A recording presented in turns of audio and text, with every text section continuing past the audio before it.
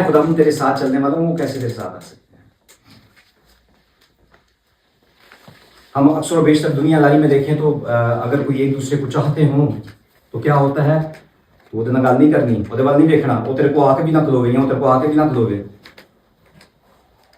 کیوں؟ انسیکیورٹی ہوتی ہے. وہ جیلسی، ایسی جو جیلسی ہے جو پازیٹیو ہے، جو کہ آپ اس کو کسی اور کے ساتھ دیکھ نہیں سکتے.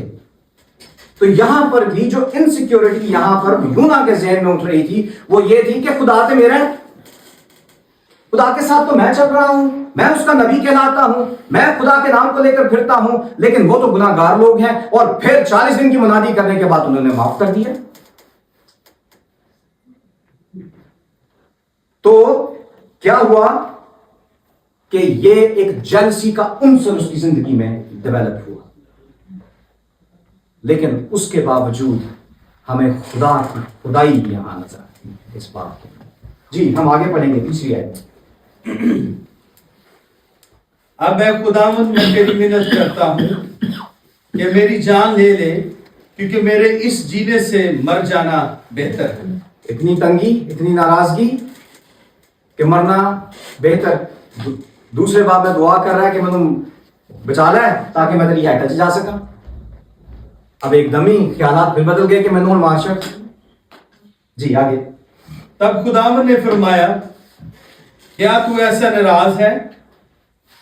اور یونا شہر سے باہر مشرق کی طرف جا بیٹھا، اور یونا اور وہاں اپنے لیے ایک چھپر بنا کر اس کے سائے میں بیٹھا رہا کہ دیکھے شہر کا کیا حال ہوتا ہے. اب یونا جو ہے وہ کیا کیا؟ مشرق کی طرف، گھر اس کا اس سائڈ پہ ہے، چل وہ مشرق کی طرف پڑے. اور یہی کام اس نے شروع میں کیا تھا.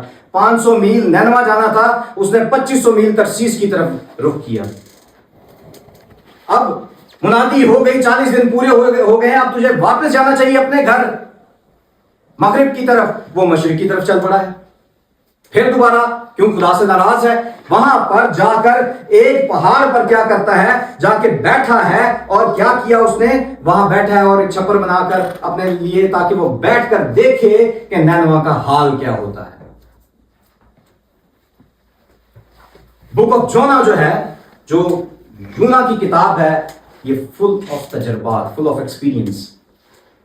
یہ سکھانے کے لیے صرف ایک کہانی نہیں ہے جسے اکثر و بیشتر لوگ صرف ایک کہانی کی صورت میں، مچھی آئی انہیں اگل دیتا ہونے بعد سب کچھ ختم ہو گیا. ہیپی اینڈنگ کرنی تھی تو تیسرے باب میں کر دیتے، توبہ ہوگی، سب کچھ ختم ہو گیا، وہیں پہ ختم کر دیا جاتا. لیکن اصل میں اس کتاب کا مقصد جو ہے وہ سکھانا ہے.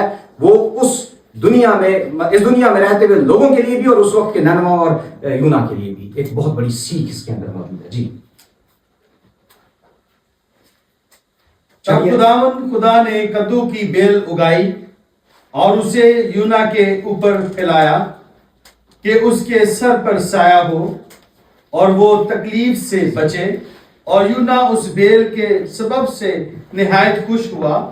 کیسا؟ لیکن ایک وقت میں ناراضگی ہے، پھر خدا نے کیا کیا کہ میرا بندہ پریشان ہے، اس کے لیے سائے کا بندوبست کیا. ایک رات میں کوئی بیل اگتی ہے، لیکن یہ بھی خدا کی طرف سے ایک بہت بڑا معجزہ. 4 معجزے ہم نے پیچھے دیکھے ہیں، تیسرے باب میں یہ 5واں معجزہ ہم دیکھ رہے ہیں کہ بیل اگی ہے اور جو ہے وہ اس کے اوپر سایہ کر دیا. لیکن دوسرے دن صبح کے وقت خدا نے ایک کیڑا بھیجا جس نے